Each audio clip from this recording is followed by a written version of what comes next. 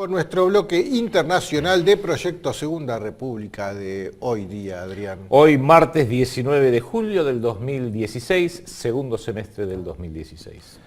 Voy a hacer una aclaración a nuestra audiencia internacional. Es el segundo semestre, sí, acá en la Argentina. El segundo semestre es una cuestión muy ansiada del presidente Macri y estamos todos muertos de frío porque no hay gas. En las casas es una llamita chiquita el gas que llega, entonces las casas están congeladas y todos estamos enfermos. Y yo también estoy enfermo y voy a estornudar y voy a hacer estallar el micrófono mucho. Y no quiero que después ustedes pongan abajo, Romero, cómo tose, Romero, el microfonista sionista, dicen algunos que hace estallar los micrófonos. No, vamos, ¿es esto o me quedo en casa? Decidí venir para no fallarlo, ¿no es así, Adrián? Y vos también estás más o menos como yo. Dale, y no tosas, vamos. Vamos, bueno. El tema central e internacional, obviamente, son los atentados que hubieron en Niza, el golpe de Estado que hubo en Turquía y algo que lo vamos a ver al final. Empecemos con esto de Niza. Mirá lo que dicen los de la página Veterans Today, el doble juego de los ataques de las operaciones de falsa bandera. Refiriéndose al tema de Niza, ¿qué quisieron decir con esto, Adrián, los de Veterans Today? Bueno, ellos sostienen algo que también nosotros lo sostenemos desde hace mucho tiempo, que en primer término hubo un adelantamiento de la prensa adjudicando este ataque terrible con un camión que mató a, no sé, 80 y tantas personas a ISIS. Cualquier cosa que pase, ISIS. Se viene abajo un avión, como efectivamente ocurrió hace poco, el de Egypt Air, ISIS. O sea, el primer culpable de absolutamente todo es ISIS. Hay un huracán en Florida, lo hizo ISIS. Luego tuvieron que dar un poquito de marcha atrás, pero Veterans Today, que hacen un análisis agudo de todos estos acontecimientos, como hombres militares que conocen de estrategia militar, insisten que ISIS en definitiva es una operación que tiene todos los indicios de ser financiado, entrenado, planificado, inclusive en sus distintas estrategias, por los servicios secretos, notablemente de Estados Unidos, Gran Bretaña e Israel. Vos mirá la noticia de hoy en todos los medios, algo que sucedió ayer en Alemania. Un tipo con un hacha se dedicó a hachar gente. Y los titulares, ISIS se atribuyó el atentado en el tren alemán. Un tipo con un hacha, un loco suelto, a ver, con una... ¿Quién era el del hacha? No sé. Thor no era, el del hacha era Thor, el era el del martillo. El del hacha era Wotan. Wotan, bueno, era ahí está, fue Wotan. Dios del hacha. De las 4 hachas, para ser exacto. Claro, 4 hachazos le dio. En definitiva, acá lo que quizás tendríamos que hacer, Enrique, y esto lo adelantamos porque lo vamos a preparar, empezar a hacer una suerte de nómina de todos los episodios que han ocurrido en los últimos 2 años, porque antes no existía ISIS, o existía pero estaba desactivada, que le han achacado a ISIS, y vamos a ir viendo uno por uno si realmente es así o si es parte de un operativo mediático, un operativo de guerra psicológica para meternos mucho miedo a todos, y algunos de estos eventos realmente, Bruselas, París, Niza, son espeluznantes. De todo el tema Niza, lo que a mí más me llamó la atención fue esta noticia que salió publicada en el Robot Pescador, salió en muchos medios, pero acá el Robot Pescador lo tomó en español y hace un buen resumen. Esto salió publicado el 13 de julio, la noticia hace referencia a una reunión que tuvo el jefe de la inteligencia francesa el día 12, o sea, el martes. Antes del episodio de Niza. Esta noticia también es de antes del episodio de Niza. El episodio de Niza fue el día 13 a la noche. Esta noticia ya estaba antes del episodio de Niza y relata lo que sucedió el martes, día 12, en el Parlamento francés. El jefe de inteligencia francés advierte de riesgo de guerra civil en Francia. El tipo se llama Patrick Calvar, jefe de la Dirección General de Seguridad Interior de Francia. Sería el equivalente al FBI en Francia, ¿no? Y dijo que frente a una comisión parlamentaria que el país está al borde de la guerra civil. Esto lo dijo el jefe de la inteligencia francesa. Está tan al borde del precipicio que solo haría falta un nuevo ataque terrorista islámico, subraya islámico, para provocar una reacción en cadena que beneficia a la ultraderecha. Acá tenés... ya no le entendí nada al tipo. El tipo dice, va a venir un ataque de ISIS en Francia y eso va a hacer que en Austria gane Hoffler. Más o menos eso dice. La foto mostraba ahí también un grupo de la ultraderecha con el símbolo de la cruz céltica como un símbolo de toda esta derecha que ellos consideran cobra fuerza en la medida que ISIS haga todo este tipo de atentado. Y uno diría, pero si es así, qué bien que se coordinan, ¿no? ISIS por un lado y la extrema derecha europea. ¿Serán socios?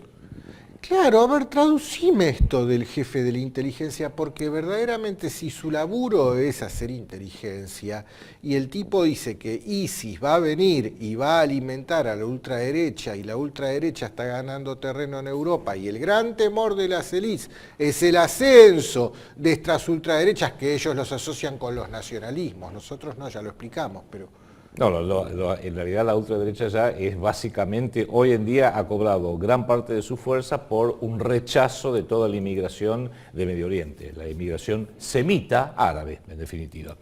Si queremos hablar de antisemitismo, ahí tenemos un buen ejemplo, un proceso enorme, muy violento y muy cruel de antisemitismo contra todos los refugiados o no tan refugiados de Medio Oriente que terminan recalando en Europa. Pero acá lo que uno pareciera es este jefe de inteligencia, ¿qué está haciendo? Está alertando contra una guerra civil o quizás es parte de toda la acción psicológica para promover una guerra civil. Y mira, ya que hablamos de acción psicológica, del otro lado aparece, esto lo publica RT el día 15, aparece este grupo Anonymous. ¿Quién es Anonymous? ¿Quién es ISIS? No, esas son las preguntas que nos tenemos que hacer. Pero bueno, Anonymous lanza una operación Niza para vengarse por el atentado. Esperen una movilización total, dicen los de Anonymous.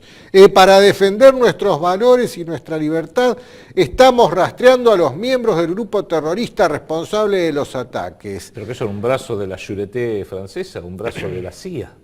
Y hablan de que van a salir a vengarse. Y mientras tanto... El director de la inteligencia francesa habla de que Francia está al borde de una guerra civil. A ver, son todas notas discordantes, porque te pongo otra para antes de analizar estas notas discordantes. Esta otra, mira, Infobae es esto, Infobae del 16 de julio. Tras el atentado en Niza, el gobierno francés instó a todos los jóvenes a alistarse en las Fuerzas Armadas. Llamado a la guerra. Parece el llamado a la Primera Guerra Mundial y a la Segunda Guerra Mundial, cuando a Francia, cada país de Europa llamó a toda su juventud, a la reserva y a los conscriptos a que vengan a luchar por la patria. Sí, la pregunta que me hago es, si tenés un enemigo que está del otro lado de la frontera, podés pelear, pero ¿cómo vas a hacer para pelear contra estos terroristas aislados que casi no hay forma de identificarlos? ¿En Francia hay servicio militar obligatorio? No sé. Yo tengo entendido que no, y este llamamiento como que abriría una puerta ante un estado de emergencia, claro, instaurar un servicio militar obligatorio. Esto Francia, si Francia empieza así, ¿cómo siguen los demás países? Y que Francia, digamos, es el que está más a la izquierda de todas estas estos nuevos nacionalismos que están surgiendo en Europa, ¿no? Sí, ¿qué le queda entonces a Austria si esto empieza en Francia? Pero a mí, Adrián, lo que me llama la atención y es para analizarlo, no sé si es falsa bandera o no lo que sucedió en Niza, pero sí hay muchas notas discordantes. El camión es una gran nota discordante. Si uno ve la foto del camión, no la traje porque ya está muy vista esta foto, toda la policía al intentar detenerlo a balazos al conductor, todas las balas en el camión están del lado del acompañante, no del lado del conductor. Bueno, vamos a colocar en este video la nota que hizo Enrique Romero en Radio Sónica, donde explica esto muy bien. Entre otras cosas decía que quizás era un camión inglés, entonces tenía el volante a la derecha. Claro, sí, entonces atropelló a toda la gente porque iba conduciendo. Y el zigzag era porque no se podía decidir si manejar por la izquierda o por la derecha, sí, típico de los ingleses. Aparte otra nota discordante, iban con armas de juguete. ¿Qué terrorista va a un atentado con armas de juguete? Y parece que también otra de las noticias que pidió por delivery a través de mensajes de SMS que le manden las armas. Y no te olvides que al igual que Charlie Hebdo y Bruselas, este señor llevaba el DNI, su documento nacional de identidad, en el bolsillo para que cuando acribillaran a balazo pudieran saber a quién acribillaron.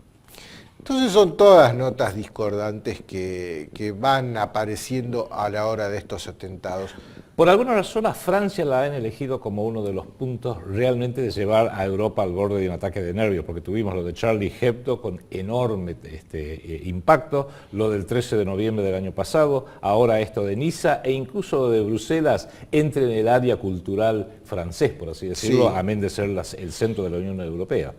Ahora, si aquellos atentados fueron analizados como falsa bandera y las probabilidades de que así lo hayan sido eran altas, ¿por qué este no lo va a hacer? Sí. ¿No? Aparte, todos tienen una serie de características en todas partes del mundo, ¿no? También en Estados Unidos. Siempre es un loquito suelto que solito hace algo, a lo sumo 2 loquitos sueltos, y después se lo adjudica ISIS o alguna organización contra los cuales Occidente quiere generar crecientes cuotas de odio, como es en este caso no solamente ISIS, sino el mundo islámico en general. O sea, acá tenemos un caso típico de una discriminación religiosa contra todo un grupo étnico religioso, el Islam, realizado por Occidente con la excusa de que, por más que sean 1.200 millones de musulmanes, hay 4, 5, 6 loquitos y eso justifican hacerle una guerra santa a todos. Bueno, todo esto sucedía la noche del miércoles, ¿no es así? Los medios, jueves y viernes, de lo único que hablaban era de esto, el horror en Niza. Empezaron en las redes sociales otra vez, Je suis Niza, Je suis Nice, se dice en francés, ¿no? Aparecían las banderitas francesas en las redes, como siempre, a ver, alimentados por los medios, la simpatía y la compasión de la comunidad internacional manifestándose a las redes sociales en solidaridad con el pueblo francés. Eso aparece siempre. Pero la noche del viernes apareció una noticia que rompió con todo el esquema que ya habían trazado los medios para toda la semana. Acá te la pongo de Clarín la noticia.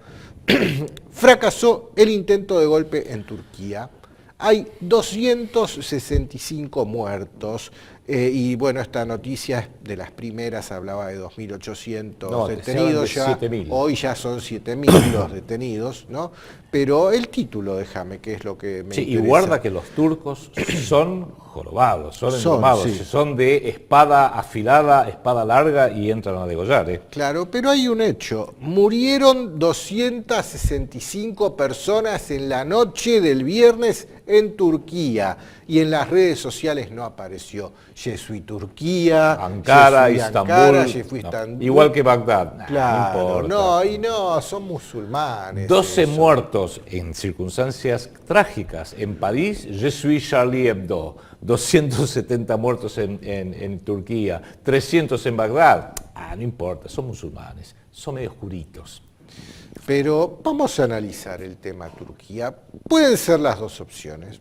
Pudo haber sido un verdadero golpe de Estado generado por una facción de las Fuerzas Armadas disconforme con el rumbo que el gobierno está llevando al país. Especialmente en los últimos meses. Sí. Pedido de disculpas a Rusia por haber derribado un avión, acercamiento a Israel, acercamiento a Arabia Saudita, alejamiento, no en lo militar, pero sí alejamiento en lo político a las directrices emanadas desde la OTAN, o sea, desde Estados Unidos, y eso puede haber molestado a más de uno. Claro, pero estamos hablando de molestado a una facción interna de las Fuerzas Armadas turcas y ellos generaron un golpe. Si ese es el motivo, bien, los medios no nos están mintiendo. Pero aparecen otros motivos, el de autogolpe tal vez, que el propio Erdogan armó todo este golpe para ganar popularidad, convertirse en un presidente más fuerte, imponer leyes que hasta ahora venían siendo muy resistidas. Vamos a ver eso, déjame ir pasándote noticias y al final saque usted la conclusión de lo que sucedió realmente. Acá, Te pongo RT. RT publicaba el 13 de julio, antes de que sucediera esto el martes de la semana pasada, un giro de 180 grados. Turquía busca desarrollar buenas relaciones con Siria e Irak. Era algo inaceptable, ¿no? Que Turquía busque buenas relaciones con Siria y con Irak. Acá dice, el primer ministro turco, Binali Yildirim, lo considera ahora su mayor e irrevocable objetivo. O sea que esto no es lo que la OTAN quiere, que Turquía se acerque a Siria y se acerque a Irak. Esta es una noticia. Te pongo otra noticia de RT del 3 de julio, es más anterior todavía. Putin toma medidas orientadas a renovar la cooperación con Turquía. Un día después del atentado en el aeropuerto de Estambul, recordemos, el 2 de julio hubo un atentado en el aeropuerto de Estambul, donde también murió un montón de gente. El presidente ruso Vladimir Putin expresó sus condolencias al pueblo turco en una conversación telefónica con su homólogo Erdogan. Tras aquella conversación, el mandatario ruso ha ordenado varias medidas para normalizar las relaciones con Ankara. Los dos líderes hablaron esta semana por primera vez desde hace 7 meses, cuando Turquía derribara un caza ruso que sobrevolaba territorio sirio. A ver, Erdogan le pidió perdón a Putin por haberle derribado ese avión. O sea, un acercamiento de Turquía a Rusia. Hay gente a la que puede no gustarle eso también. Sí. Te pongo otra. Mientras se estaba llevando a cabo el golpe de Estado, los medios canalizaban la información oficial, entre comillas, conveniente a los que iban llevando adelante el golpe. RT no, como siempre, RT te da una visión alternativa y no lo defendemos RT nosotros, estamos diciendo lo que es la realidad. Entonces, RT, ¿qué pasó con RT? Acá se ve lo que ellos publican. Sufrieron un ataque informático masivo durante el golpe fallido en Turquía. O sea que de RT quedó hackeado, no se podía acceder a su sitio, no se podía ver RT, no sea cosa que a través de RT la gente se enterara de cosas que no tenía que enterarse.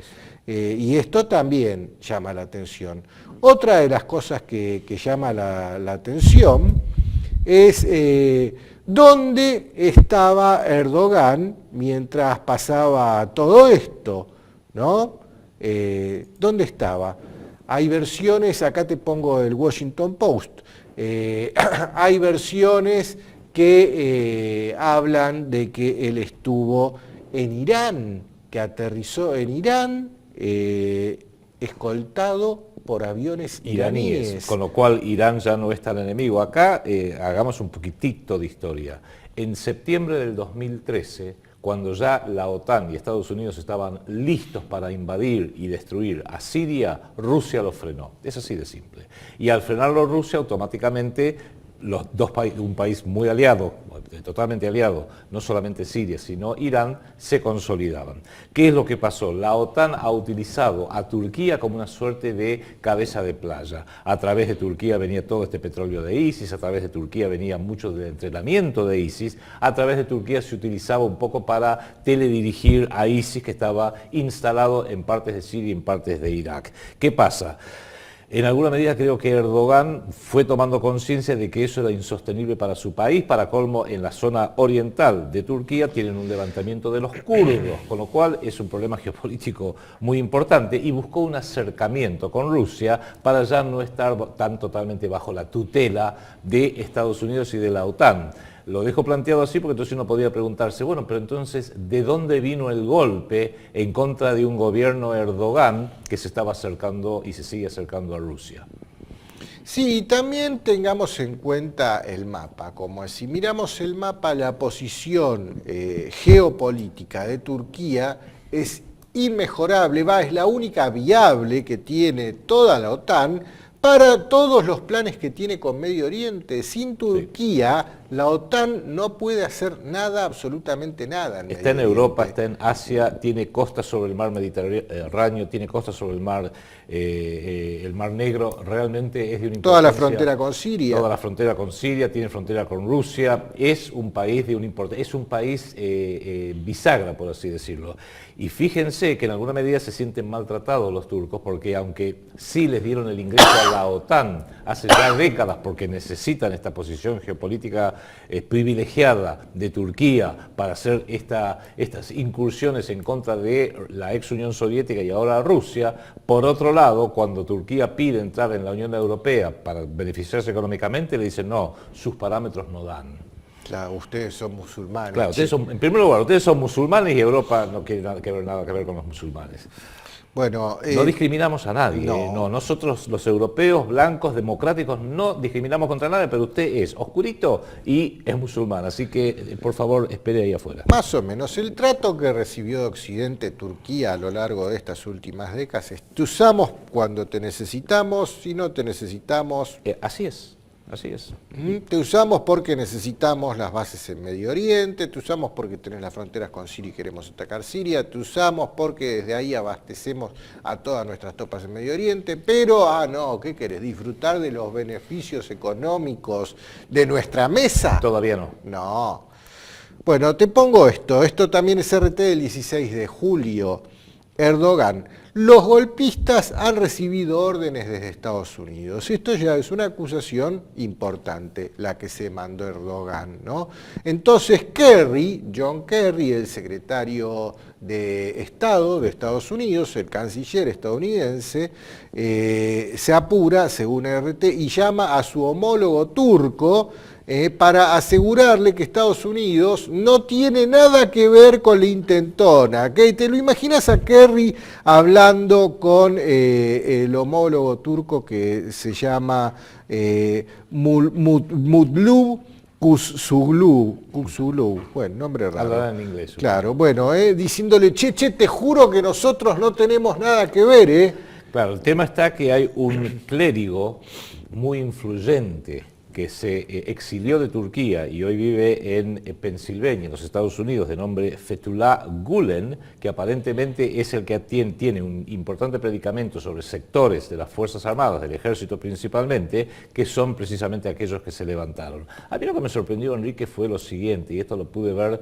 venía siguiendo no RT, sino la BBC, CNN, que es favorable al Partido Demócrata, y Fox News, que es favorable al Partido Republicano. O sea, son opuestos en lo que se refiere a lo ideológico interno de Estados Unidos, pero los tres canales al unísono decían: lo que pasa con este golpe es que el ejército turco históricamente ha sido un factor estabilizador de la democracia turca, porque cada vez que venía algún gobierno democrático y se transformaba en algo demasiado autoritario, como está haciendo ahora Erdogan, sale el ejército, ordena las cosas y después vuelve a entregar el poder político a la democracia. Así lo hizo en 1960, 1971, 1985, 1995 y 1997. Con lo cual Estados Unidos decía: dejémoslos un poquito, porque en una de esas es parte de esta función estabilizadora de la democracia turca que le está cumpliendo el ejército. Bueno, en ningún momento yo escuché a alguien diciendo: che, apoyemos a Erdogan. Bueno, míralo a Kerry, sigamos hablando del propio Kerry. Mientras el propio Kerry, después de hablar por teléfono con su par turco, pone en la página web del Departamento de Estado esta declaración, en donde, ponela en pantalla por favor, en donde aclara Kerry que habló con su homólogo turco para decirle: ojo que nosotros no tenemos nada que ver con lo que está pasando allá. Media hora antes, más o menos, Kerry hablaba con el semanario político, este semanario que ya tantas veces lo hemos mencionado, ¿no? ¿Y qué le decía? Acá, ponémelo en pantalla. Dice: espero que haya estabilidad, paz y continuidad dentro de Turquía y no tengo nada más que agregar. O sea, no sé si Erdogan u otro, lo importante es que haya paz, continuidad y estabilidad y por supuesto democracia en Turquía. Como vos bien decís, Enrique, después cuando se dieron cuenta que el golpe estaba fallando, dijeron, no, nosotros no tuvimos nada que ver, y le dijo Kerry, en ese caso que vos mostrabas, que las insinuaciones públicas de que pudiera haber un rol de los Estados Unidos detrás del golpe fracasado son absolutamente falsas y hacen daño a nuestras relaciones bilaterales. Fueron cambiando ahí de minuto a minuto. Ponelo en pantalla político, por favor. Lo que más me llama la atención, el tipo Kerry decía, queremos continuidad. A ver, si el gobierno cambia no me importa, lo que me importa es que haya continuidad en la política exterior. Tal cual. Tal cual. Esto es lo terrible. Y acá se sacaron la careta. Se sacaron la careta totalmente. Sí, sí. Por otro lado, está este personaje que vos mencionabas. Fethullah Gulen. Fethullah Gulen. Que fue un aliado de Erdogan y después se pelearon y se terminó exiliando. Parece que Erdogan es bastante jorobado. Claro, parece. Pero este Fethullah Gulen fue el primero que salió, acá te pongo del Daily Mail, tomada la noticia, a decir que este golpe de Estado es una puesta en escena que armó Erdogan. ¿Para qué? Para ganar poder, para justificar esta avanzada que va a tener ahora sobre los derechos civiles, ¿no? Sí, sí. Esto lo dice este Fethullah Gulen. ¿Cómo sigue esto? Te pongo más noticias. Acá te pongo RT del 16 de julio. Todo esto pasó el 16 de julio. Son todas noticias que una atrás de la otra iban cambiando permanentemente. Duró 10 horas. Duró 10 horas la cosa. Erdogan se comunica con Obama y le dice, estimado Obama, arreste a este Fethullah Gulen o entréguelo a Turquía. O sea, métanlo en cana. Pidió la extradición. Métanlo en cana a este Fethullah. Un detalle chiquito. Mientras el golpe tenía lugar, la OTAN estacionó 3 fragatas destructoras en el puerto de Istambul. Sigamos. Claro. Y bueno, y por otro lado, la noticia también que empezó a circular mientras Erdogan le pidió a Obama que arresten a este Fethullah, acá te pongo de Hispan TV, que tras este golpe fallido, Erdogan va a intentar organizar una auténtica dictadura. Y si esto es así, estas noticias alimentan la teoría del autogolpe, ¿no? Entonces, ¿qué fue esto? ¿Fue un golpe surgido de una facción interna de las Fuerzas Armadas? ¿Fue un autogolpe? ¿Fue algo promovido por la CIA o por los servicios de inteligencia occidentales para que Turquía no se acerque a Rusia? ¿Qué fue, Adrián? Sí, bueno, eso es lo que claro, tenemos que ir. Todavía no lo sabemos, pero vamos a poner un par de noticias que nos van a dar una alerta muy grande acerca de a ver qué puede pasar en los próximos días. Todo esto es muy fresco. Te pongo un par de noticias que tienen que ver con esto. Redes sociales a las que censuraba Erdogan lo salvaron de la tentativa golpista. Erdogan intentó prohibir Twitter en Turquía y todas las redes sociales, y hoy, gracias a esas redes sociales que él misma las usó para llamar al pueblo turco a levantarse, sigue en el gobierno. Entonces, ¿qué hacemos con las redes sociales, Qué Adrián? importante es defender a capa y espada las redes sociales. Siempre nosotros tratamos de meter alguna noticia extemporánea, alguna que uno se ha olvidado en lo vertiginoso que son las noticias, pero el año pasado el diario Jerusalem Post, en su edición del 14 de mayo del 2015, criticó al gobierno israelí por llevar adelante la primera cumbre proponiendo la censura en Internet. Con lo cual creo que para cualquier país que sufra un golpe, sea del tipo que sea, incluido cualquier país de Latinoamérica, defender a capa y espada las redes sociales puede hacer la gran diferencia entre la continuada libertad o una dictadura. Sí.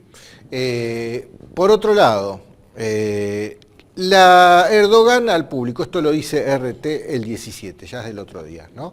La decisión sobre la pena de muerte no puede aplazarse más. O sea, van a instaurar la pena de muerte para cortarle la cabeza a estos Fotos terribles se vieron, a estos 7.000 que ya metieron en cana golpistas, Muchos les van a cortar la cabeza. Conflictos, inclusive estaban fajando, Sí. estaban realmente pegándole mal a muchos chicos que estaban haciendo servicio militar. Sí, pero según lo que pretende ahora instaurar Erdogan, les van a cortar la cabeza. Y acá el Daily Mail dice, también el 17 de julio, sangrienta y brutal revancha de Erdogan, que es el segundo país con la armada, con el ejército, las fuerzas armadas más grandes de la OTAN. Es el segundo, el primero será Estados Unidos, entonces. Sí, no, claro, no sé, creo que están hablando básicamente de la OTAN en Europa. La OTAN, ¿y cómo sería? ¿Inglaterra, entonces? No, probablemente sería Francia. Francia. Sí, Bueno, o sea, la envergadura que tienen las Fuerzas Armadas turcas es importante, ¿no? Como para que se salgan de control. Y acá se prevé una brutal ola de represión en contra de todos los que se sublevaron. Y te pongo un par más, que estas son ya las que me ponen los pelos de punta y nos alertan acerca de lo que puede pasar. Esto es RT del 18 de julio. Al gobierno turco le faltan 42 helicópteros. Desaparecieron. No se sabe dónde está. ¿Aparecerán mañana en ISIS? Y en una de esas como los Toyota, ¿no? Como los Toyota. Entonces ahí ya veo por dónde viene este golpe de Estado. Pero hay otra que es peor que los helicópteros que le pueden faltar. No solo le faltan helicópteros, a ver, hacer desaparecer 42 helicópteros es difícil, ¿no? Y más que nada, los helicópteros, a ver, estando al servicio de la OTAN, tienen todo el sistema de traqueo que tienen todas las aeronaves de la OTAN. O sea, detectarlos satelitalmente debe ser fácil para la OTAN saber dónde están sus propios helicópteros. Pero no es nada hacer desaparecer 42 helicópteros. Peor es esto, ponémela la nota, han hecho desaparecer 14 buques de la Armada que hoy no saben dónde están. Porque, a ver, recuperaron el control del país y cuando empezaron a ir a las bases militares encontraron, opa, faltan 42 helicópteros, opa, faltan 14 buques. Y esconder 14 buques, esto sí que es difícil. En el Mediterráneo o en el mar. Pero con todos los sistemas de traqueo que tienen que tener los de la OTAN, ¿cómo no van a saber dónde están 14? Es una flota entera, 14 buques, que les desapareció con todas sus tripulaciones a bordo. Y no solo eso, desaparecieron en estos 14 buques 2 helicópteros con su tripulación de comandos especiales completa, esos helicópteros de asalto, de desembarco, con las tripulaciones completas también están desaparecidas. A ver, si los que se alzaron contra el gobierno de Erdogan tenían el apoyo de otros sectores dentro de la OTAN favorables a Estados Unidos, porque Estados Unidos promovió el golpe, es imaginable que esos helicópteros que faltan, esos barcos que faltan y algún otro tipo de bombita de tipo nuclear, que a lo mejor en una de esas también pudo haber no estado en el inventario, se han refugiado en otra parte de la OTAN, puede que sea Grecia, puede que sea Italia, puede que sea España, que es favorable a promover ese golpe porque ya políticamente Erdogan, al menos su gobierno, no es tan confiable como para poder seguir siendo un miembro pleno de la OTAN y es un problema muy grave que tiene la OTAN que enfrentar ahora cuando prepara un enfrentamiento con Rusia. Claro. ¿Y qué pasaría si todo este armamento aparece de golpe en manos de ISIS? Los helicópteros que le faltan a los turcos, los buques que le faltan a los turcos. Pero esto no es nada, Adrián. El tema pasa por lo que había adentro de esta base aeronáutica Incirlik. Sí, mirá esta noticia del Activist Post que hablaba de que el acceso fue bloqueado y la electricidad fue cortada en esta base donde mientras se llevaba a cabo el golpe militar, y oh casualidad, adentro de esa base Estados Unidos tiene depositados 80 bombas nucleares, propiedad de ellos, propiedad de Estados Unidos, no son turcas, son de Estados Unidos, pero Estados Unidos... Se supone que los códigos los tienen ellos, ¿no? Las puso en esta base militar en Turquía, la base militar Incirlik, ¿no? ¿Qué pasa acá si desaparecieron estas armas nucleares? Y te pongo la que sigue. El comandante, esto lo publica Sputnik, ¿no? El día 18, el comandante de esta base aérea que tenía las bombas nucleares estadounidenses fue arrestado. Ok, el comandante fue arrestado, pero ¿dónde están las bombas? Lo interesante es que si fue arrestado estaba con el golpe, y no es casualidad que el que tenga a su cargo las bombas atómicas de Estados Unidos esté con el golpe. Sea un golpista, ¿no? Sea un golpista. Esto es lo que llama la atención. A ver, hay 42 helicópteros desaparecidos, 14 buques desaparecidos, 2 helicópteros con todas sus tripulaciones de comandos completas desaparecidos. Y no se sabe si las bombas propiedad de Estados Unidos, las bombas nucleares, están o no, dónde pueden llegar a aparecer próximamente. Sí. Enrique, tenemos que ir a un corte, pero déjame meramente hacer esta muy breve recapitulación, porque toda esta información realmente confunde de que qué pasa en Turquía, qué pasa con ISIS, qué pasa con Rusia, etcétera, etcétera. Yo creo que podemos empezar a ordenar esto diciendo que acá estamos viendo un movimiento de placas tectónicas geopolíticas enorme y realmente dramático.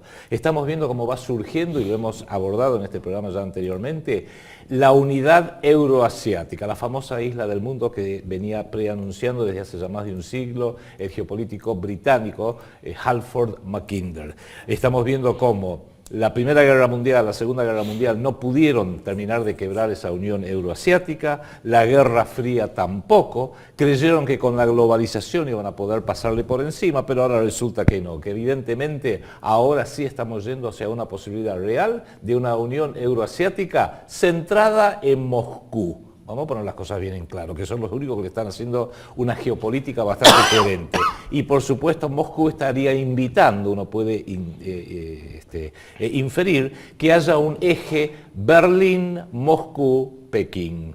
Mírenlo en el mapa, Berlín, Moscú, Pekín. Tome nota de esto que acaba de decir Adrián. Berlín, esto es lo que está surgiendo, y donde por supuesto BRICS es parte de lo que es la estructura económica de eso. Está viniéndose para abajo, se está desmoronando la Unión Europea y la OTAN. Ya la OTAN no tiene razón de ser, porque la razón por la cual la OTAN surgió originalmente era para la contención de la ex Unión Soviética. No hay más Unión Soviética, con lo cual la OTAN ya no tiene razón de ser, se está desgajando.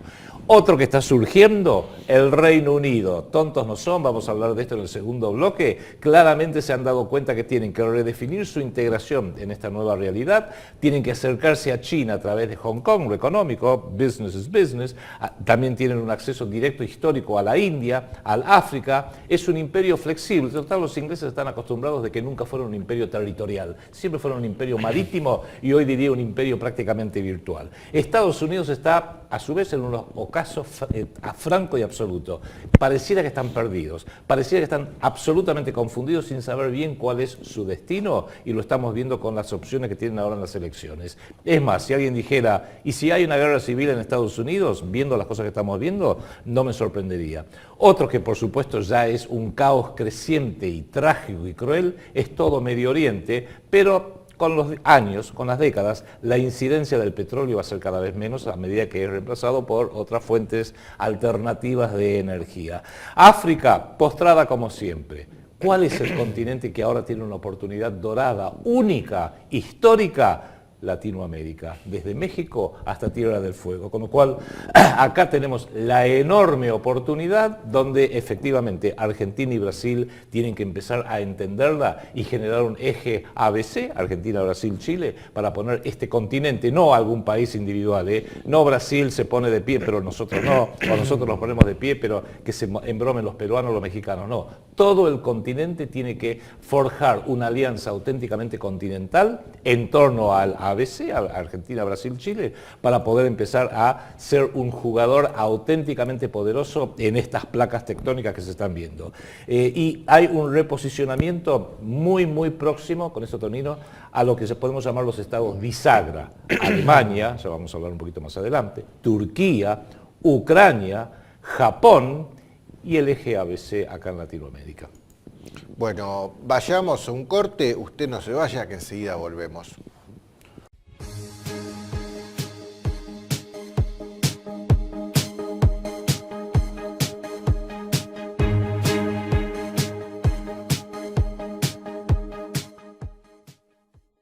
¿Querés ayudarnos a seguir creciendo?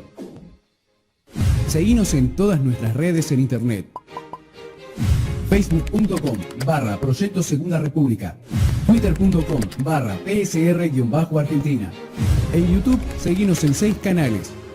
Canal TLB1, el canal de Adrián Salvucci, el canal de QQ, videos PSR, revisionismo PSR y defendamos la Patagonia. Proyecto Segunda República, una idea cuyo tiempo ha llegado.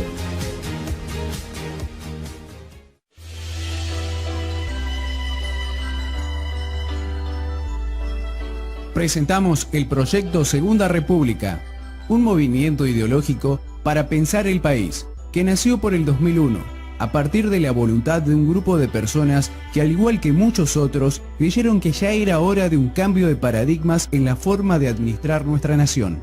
Los que adherimos a esta iniciativa componemos una comunidad de argentinos que comparten el deseo de terminar con las malas prácticas del gobierno que nos mantienen sometidos y en constante desventaja ante el resto del mundo.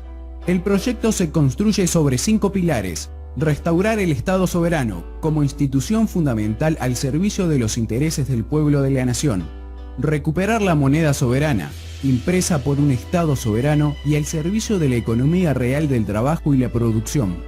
Rechazo del concepto de deuda financiera. Tenemos que saber cuánto debemos, a quién y por qué. Las deudas legítimas las vamos a abordar, las dudosas las vamos a investigar y las ilegítimas las vamos a repudiar.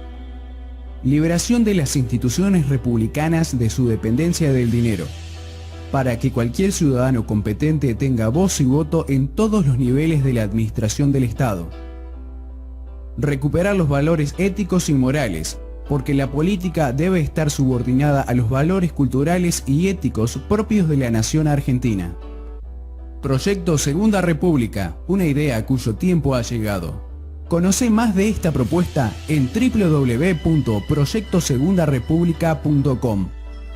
Busca en Facebook la página oficial del PSR, los videos semanales en el canal de YouTube del canal TLB1 y las páginas regionales del PSR para contactarte con personas de tu provincia.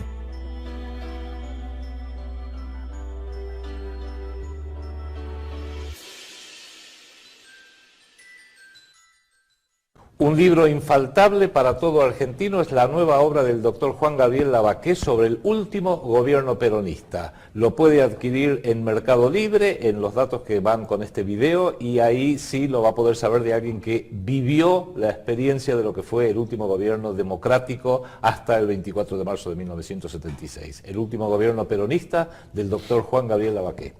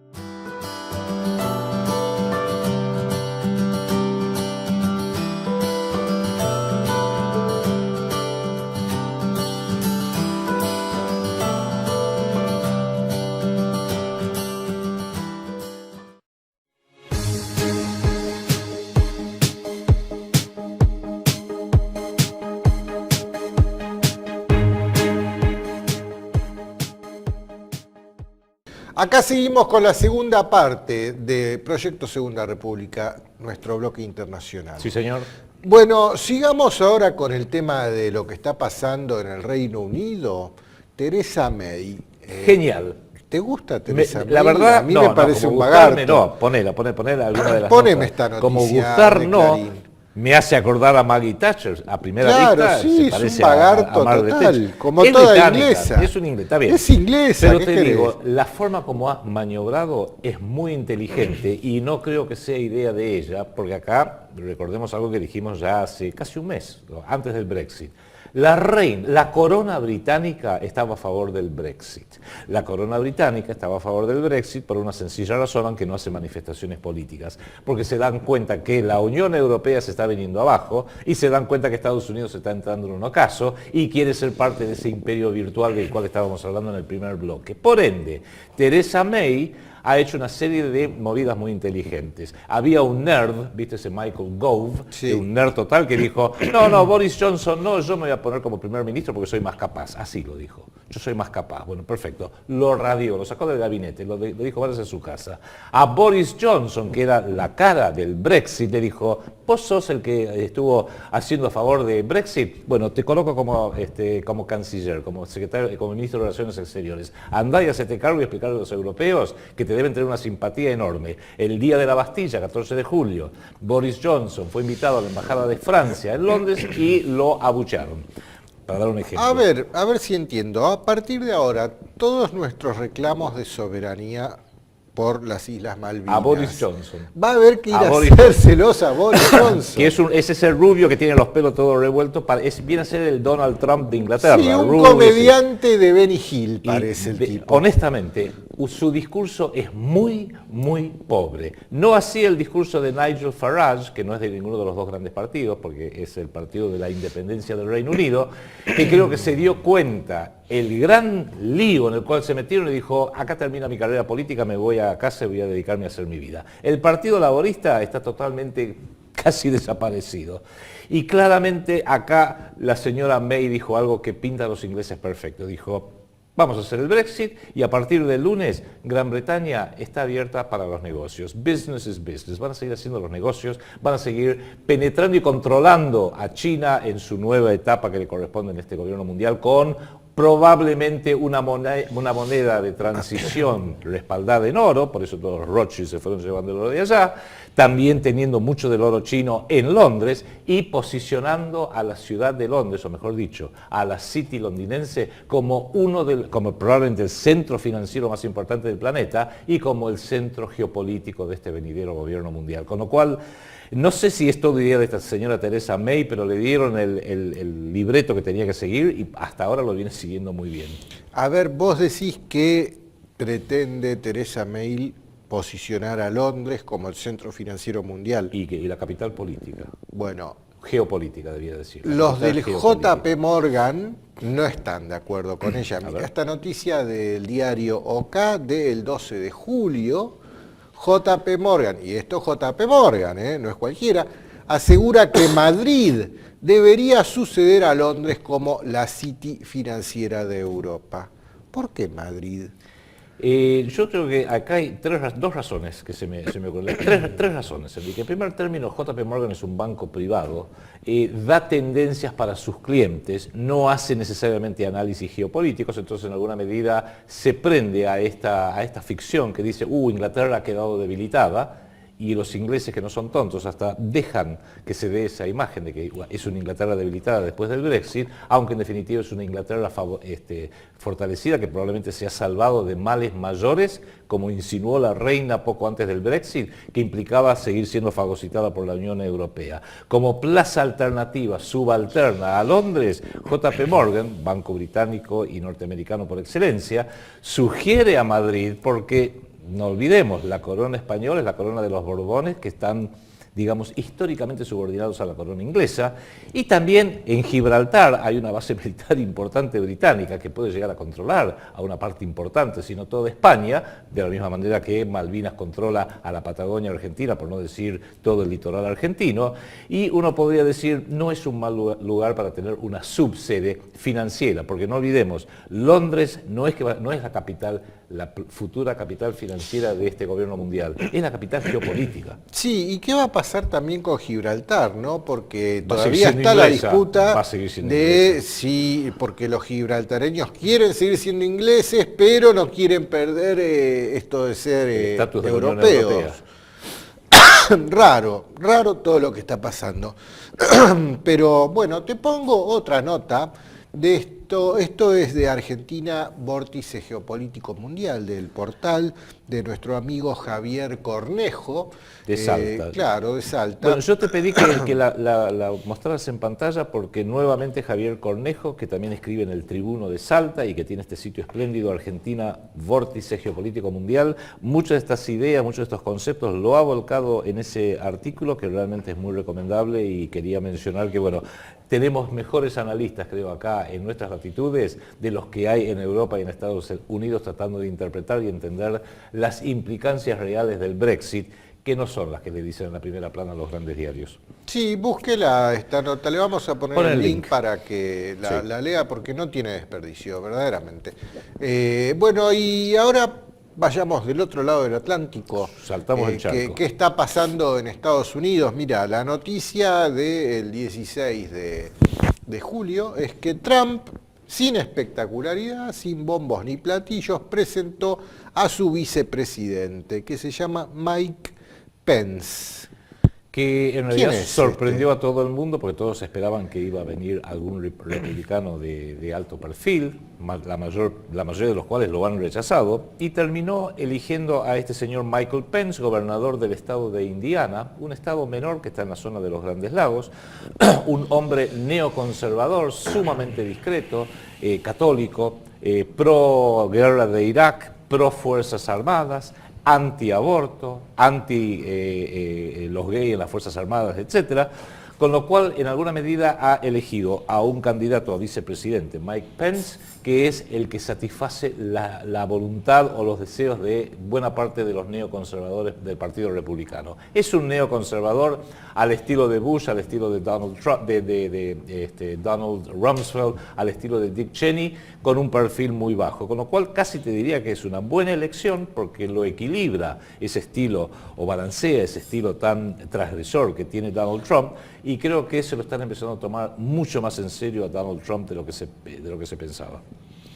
Bueno, otra noticia de lo que sucedió en Estados Unidos, dejando de lado a la contienda para la sucesión presidencial, más muertos, más enfrentamiento entre blancos y negros, esta vez murieron policías, poneme la nota, otro tiroteo contra policías en Estados Unidos, al menos 3 efectivos muertos, sucedió en Baton Rouge. Y acá ya estamos hablando de una insurrección ciudadana, por lo menos de una minoría de color, bastante... Una incipiente guerra racial. Sí, sí, y esto es preocupante, hay que seguirlo muy de cerca este tema, ata, que va en ascenso. ¿sí? Que se ata siempre con el loquito suelto, siempre es el loquito suelto que entra a los tiros, entró a los tiros en Columbine, esa escuela secundaria, en Ferguson, en Fort Hood, una unidad militar, entró a los tiros en Dallas la semana pasada asesinando a 5 policías, en Orlando con el bar gay ese Pulse, no sé cómo se llamaba, ahora en Baton Rouge, que es la segunda ciudad más importante del estado de Luisiana, en el sur, la escuela Newtown. En algún momento vamos a ver si encontramos el tiempo para hacer una especie de inventario de todos los loquitos sueltos en Estados Unidos que siempre hacen este tipo de locura, para ver si podemos empezar a desentrañar si realmente son loquitos sueltos o hay un patrón. Si son loquitos y si están sueltos. Claro, o hay un patrón que lo hace tener sentido cuando uno lo inserta dentro de un modelo mucho más amplio. Un modelo amplio, obvio, es la guerra racial. Otro es tratar de aterrorizar a la gente para poder lograr finalmente la prohibición de las armas en manos del público, pero como esa es la segunda enmienda de la Constitución de Estados Unidos, va a ser muy difícil lograrlo. Y si sube un nuevo gobierno republicano, olvídense que nadie va a prohibir las armas. Es complejo. Pero esto pasó esta semana en Baton Rouge, murieron 3 policías. La semana pasada habían muerto 5 policías en Dallas, también en una circunstancia similar a esta. 5 policías blancos asesinados por negros. Sí, y bueno, cuando fue el funeral de estos 5 policías, pasó esto. Ponémelo en pantalla, por favor.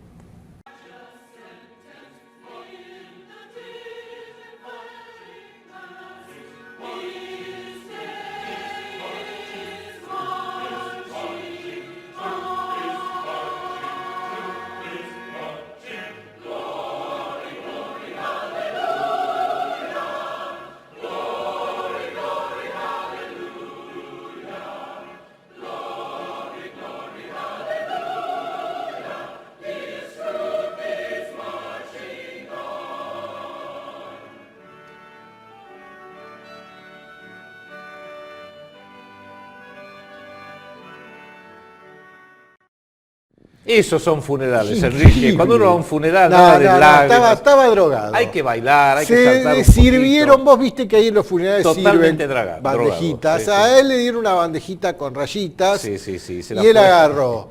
Agarró un billetito, lo dobló. Sí, sí. Pero es bochornoso verlos a los cuatro, o sea, el presidente y el expresidente. No, a ver, con sus esposas para. matándose de la No, risa el en que un estaba funeral. drogado era Bush. Michelle Obama lo miraba con cara de ¿Qué ¿qué le estás pasa a haciendo? este? Y cuando el marido de Michelle miró a su mujer que se reía del que tenía al lado, también se entró a reír. Fue un contagio de risas lo que hubo No ahí. hay nada mejor que un funeral alegre. Pero Bush, vamos. 8 años presidente. Fue 8 años Sí. presidente, eso es lo grave. Eso es lo grave. Sigamos. Pero, bueno, sigamos con lo que hacen los presidentes en Estados Unidos. Mirá esto que lo publica Hispan TV. La noticia es del 13 de julio. El Departamento de Estado de Estados Unidos pagó $350.000 para expulsar a Netanyahu. La verdad, Netanyahu no se fue porque pagaron poco, me parece. Tendría que haber pagado un poquito más. Un objetivo tan grande, $350.000, me parece un poco, pero La noticia- acá lo que llama la atención es que quieren tumbarlo a Netanyahu. Claro, la noticia dice que en el año pasado se dio ese dinero a una ONG que estaba operando en contra de Netanyahu. Esto se ata directamente con el atropello cometido por el primer ministro de Israel, Benjamín Netanyahu, que a pesar de que el Poder Ejecutivo norteamericano el año pasado le dijo no venga por favor a dirigirse a las dos cámaras del Congreso norteamericano, inclusive lo hizo mientras no estaba el presidente Obama en el país, sin embargo lo hizo y el 3 de marzo del 2015 se dirigió a las dos cámaras del Congreso norteamericano, fue aplaudido a rabiar y les vino a decir lo que él quiere hacer su presidente está totalmente equivocado, faltaba que dijera el presidente orejudo moreno de ustedes es un imbécil, pero ya de esto hemos hablado un poquito en el bloque nacional en lo que se refiere a la Argentina. Bueno, y si a eso lo atamos con lo que dijimos en el bloque nacional, acá está por pasar No te algo quepa con duda. Netanyahu. Sí, sí. Véalo el bloque nacional, véalo porque, y por más que usted esté fuera de la Argentina, véalo porque... Todo tiene que ver con sí, todo. Sí. Bueno, y te pongo un par de notas más que tienen que ver con Estados Unidos. Esto lo publica el portal argentinatoday.org.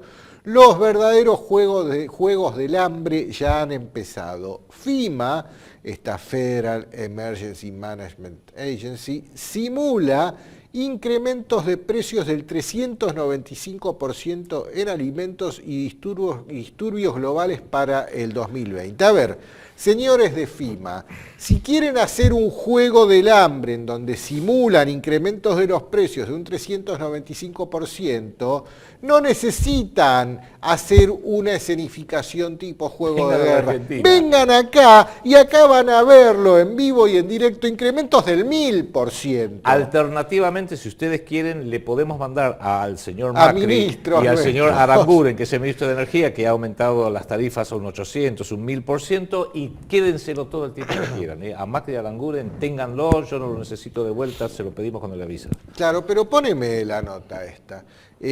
Lo que plantean en esta nota es que los de FEMA se están preparando para disturbios globales a través de la falta de alimentos. Claro. Ese es el problema. Va a ir concluyendo, ya lo dijimos hace unos instantes, va a ir concluyendo o teniendo una importancia relativa la guerra por el petróleo, porque el petróleo como fuente primaria de energía va a ir haciéndose una transferencia hacia otros fuentes de energía más eficientes, más limpias, pero ahora surge la guerra por los alimentos y la guerra por el agua potable. Y ahí es donde nuestro país, al menos la República Argentina y esta región, corre enorme peligro, porque si le pasó lo que le pasó a Irak, a Libia, a Siria, a Palestina, a toda esa zona, por tener petróleo, y nosotros tenemos alimentos y agua potable. Traten de usar un poquito de imaginación. Sí, imagínense también la situación de un desesperado que no tiene que echarle de nafta al auto, al lado de un desesperado que no tiene que comer. Sí, señor. ¿Quién está más desesperado? Sí, sí. ¿no?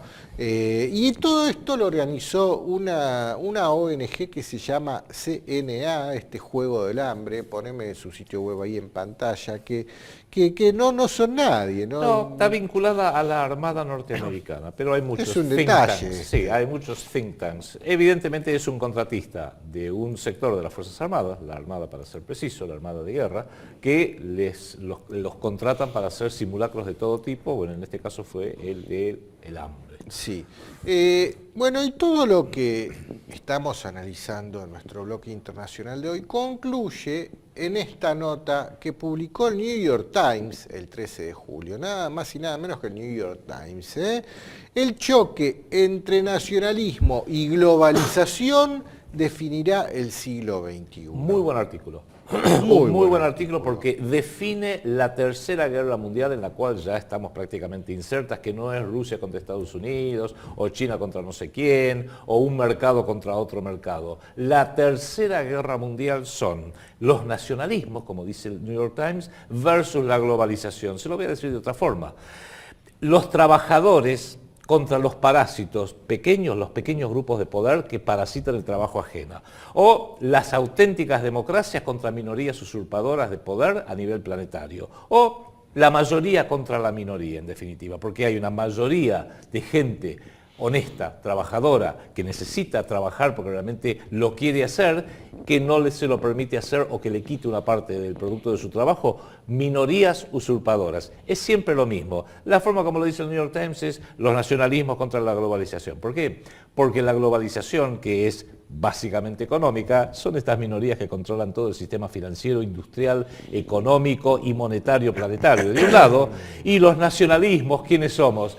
Para el New York Times la palabra nacionalismo es feo, pero vamos a decirlo con las cosas como son. Nacionalismo son las naciones, o sea, las naciones, los pueblos trabajadores, pueblo chileno, pueblo argentino, pueblo inglés, pueblo francés, pueblo norteamericano, pueblo ruso, pueblo chino y pueblo japonés. En definitiva, esa es la tercera guerra mundial. Los nacionalismos auténticos, centrados en el trabajo y en la propia cultura, con la diversidad de las distintas culturas, por un lado, que son amplia mayoría, y los usurpadores que nos quieren imponer a las trompadas, como vienen haciendo, una globalización privatizada que solo los beneficia a ellos. Por eso es lo que siempre decimos nosotros desde nuestro proyecto Segunda República, desde acá, desde la Argentina. La gran disyuntiva que enfrenta esta hora es globalización o nación. Tal cual. Globalización es todo lo que acaba de describir Adrián recién. Nación es ese nacionalismo que titulan en el New York Times, que se mueren de ganas de escribirlo con Z, pero el corrector automático del editor online que tiene el New York Times no le permite escribir en español nacionalismo con Z, por más que lo intentan, siempre se le corrige y le pone la C, pero lo quieren escribir con Z. Y no, nacionalismo, bien escrito con C, es esta resistencia de la gente que trabaja cada uno en su país y por su país para organizarse de tal manera que puedan defenderse de esa élite de parásitos que quieren robarle el fruto de su trabajo, y ahí estamos en esta gran dicotomía, globalización o nación. Y más vale que se vayan acostumbrando, y creo que hay una vocecita chiquita que les va diciendo acostúmbrate, porque eso es lo que viene ahora. Ahora la ola de la historia va en esa dirección. Bien, y como la ola de la historia va en esa dirección, hay alguien que tuvo que en el GPS poner un recalculando. ¿No? Recalculando, como que iban para un lado y no, hay que cambiar la dirección, recalculando. Yo ahora les voy a poner un video que no los va a dejar dormir esta noche y no vamos a detenernos a analizarlo, lo haremos a lo largo de los próximos programas. Poneme el video, por favor.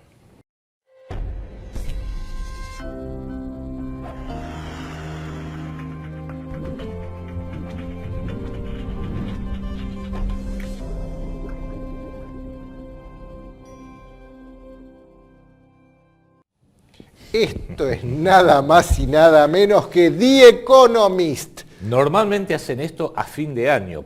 Debe haber alguna razón muy poderosa por la cual decidieron hacerlo en julio, el segundo semestre. Dijeron, che, viene mal el segundo semestre. Recalculando todo lo que nos prometieron en diciembre acerca del mundo en 2016, recalculando qué pasa si... vamos a analizar un poquito algunos elementos, así brevemente antes de irnos. El primer elemento que salta a la vista, Obama va a ser el próximo presidente de los Estados Unidos. Trump va a ser el próximo presidente de los Estados Unidos y hasta lo ponen en blanco y negro. Su cara ya está claro que es de los de ellos. Hillary pareciera que no está pudiendo superar el drama realmente criminal que tiene respecto de los correos electrónicos en un servidor privado que eran correos electrónicos ultra secretos del Departamento de Estado. El FBI casi la deja zafar y ahora hay toda una protesta dentro de Estados Unidos en todos los niveles diciendo no, esta mujer si cometió un delito tiene que saberse. Si esto realmente explota en forma inminente y podría realmente ser el golpe mortal a la candidatura de Hillary y eso podría ayudar a explicar por qué Trump últimamente viene moderando un poquito más su discurso y como dijimos hace unos instantes, puso a un hombre muy moderado, muy serio, muy equilibrado como su vicepresidente. Ponela la imagen y déjala. El segundo gran elemento que llama la atención acá, se levanta de vuelta ¿Qué pasa con Alemania? Sí. Tenemos el símbolo de la Alemania federal, la República Federal Alemana a la izquierda, y el símbolo de la Deutsche Demokratische Republik, la famosa Alemania oriental, a la derecha. A ver, ¿qué interpreto yo? Y que hoy Alemania está dividida. Hay un sector que se quiere quedar en la Unión Europea y en la OTAN, y otro sector que se quiere ir a alinear con Rusia. Así era Alemania antes de la caída del muro de Berlín. ¿Será que alguien está pensando en levantar de vuelta el muro de Berlín y que así sea, que Alemania se divida, que una parte se vaya con Rusia y otra parte se quede en la OTAN? Sigue siendo el país bisagra. Sigue siendo el país bisagra, exactamente. Y esta imagen de The Economist nos dice eso. Sí. Alemania es el país bisagra. Es más, miremoslo, tenés razón, mira, eso es casi una bisagra en el país que en este momento, aunque... Hasta tiene forma de bisagra al muro en sí mismo. Aunque Rusia es el que corta el bacalao en esta unión euroasiática, Rusia y China, llegado el caso, el país que tiene la balanza geopolítica para que se vaya para un lado o para el otro, o que realmente se produzca esta unión euroasiática, es Alemania. No por nada, Angela Merkel era el personaje central de la etapa que nos propuso The Economist en diciembre. Otros elementos sueltos que no nos vamos a detener a analizar. El líder norcoreano lanzando un misil nuclear. Está jugando, no sé, está jugando el chico. Sí. Es una especie de Máximos Kirchner. Claro. Otro, China, vendiendo, eso aparecen ser silos nucleares. Sí. Vendiéndolos al mejor postor, será China de remate. Sí, y Anonymous aparece. Anonymous aparece ahí y ya leímos que Anonymous promete la gran venganza contra los musulmanes, o sea que van a empezar a aparecer atentados anónimos, por un lado en contraposición a los atentados de ISIS.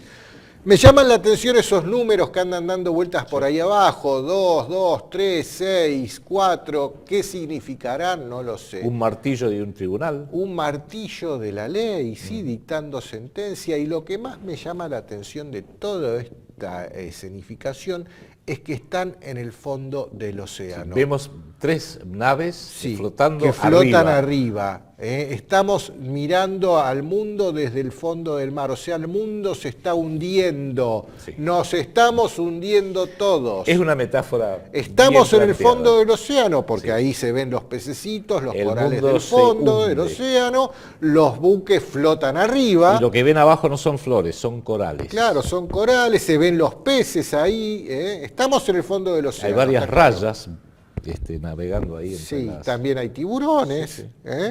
Bueno. No voy a poder dormir después de ver esto. Vamos a seguir analizando. La semana que viene vamos a analizarlo un poquito más porque va a dar mucha tela para mucho cortar. Más que esto, sí. Pero bueno, nos vamos, Adrián. Nos vamos. A usted muchas gracias por seguirnos y estaremos aquí la semana que viene.